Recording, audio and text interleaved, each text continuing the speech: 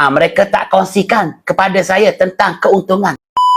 Hadirkan dalam diri habit menyimpan. Tuan-puan, nak hadirkan habit menyimpan dalam diri ni, ianya memerlukan masa. Ianya memerlukan bimbingan. Sebab tu, mana-mana pihak yang buka akaun emas bawah bimbingan saya akan sarankan paksa dulu buat tabungan kali pertama. Apabila dah paksa buat tabungan kali pertama, tabungan kedua, ketiga mudah.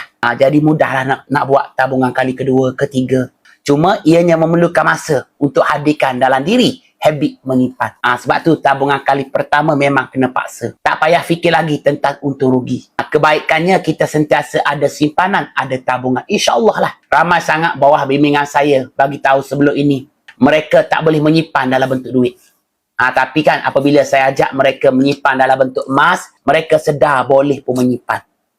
Cuma setiap kali gaji mereka simpan 100, 200, 300. Mereka tak kongsikan kepada saya tentang keuntungan. Mereka kongsikan kepada saya, ucap terima kasih kepada saya kerana ajak mereka menyimpan dalam bentuk gerai emas. Mula mereka menyimpan dalam bentuk gerai emas, mereka sentiasa ada simpanan, ada tabungan. InsyaAllah. Sebab emas ni kan tuan-puan, ubat paling mujarab dalam kaedah menyimpan simpanan yang dinamakan untuk dilupakan. Mereka tak kongsikan tentang keuntungan.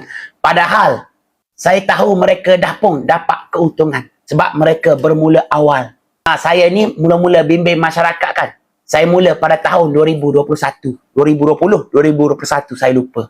Jadi mereka yang bermula tahun 2021 dah banyak dapat keuntungan. Sebab harga tahun 2021, harga terbaik, dikira terbaik. 1 gram hanya 240. Hari ini melebihi harga tersebut. Sebab tu mana-mana bawah bimbingan saya kan tuan-puan yang bermula tahun 2021 dah dapat 1 kali ganda keuntungan. Tapi mereka tak kongsikan kepada saya tentang keuntungan. Mereka kongsi kepada saya, ucap terima kasih kepada saya, mereka boleh menyimpan. Dulu mereka tak boleh menyimpan dalam bentuk duit, simpan sekejap, korek balik, simpan sikit-sikit, lama-lama tetap sedikit. Tapi apabila saya ajak mereka buat tabungan emas, boleh pun menyimpan. Setiap kali gaji mereka simpan 200, 1 gram 1 bulan. Jadi mereka sentiasa ada simpanan, ada tabungan. Sebab tu tuan-puan, emas disifatkan tabungan yang dinamakan untuk dilupakan, forgotten saving, ubat paling mujarab dalam kaedah menyimpan. Tak percaya sebab kita yang tak nak cuba. Kita yang tak nak cuba walaupun permulaan modal hanya serendah 100. Kita yang tak nak belajar.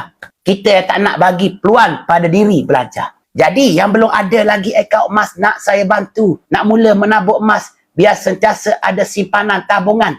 Isi bit biru yang saya tinggalkan. Follow saya akan follow balik.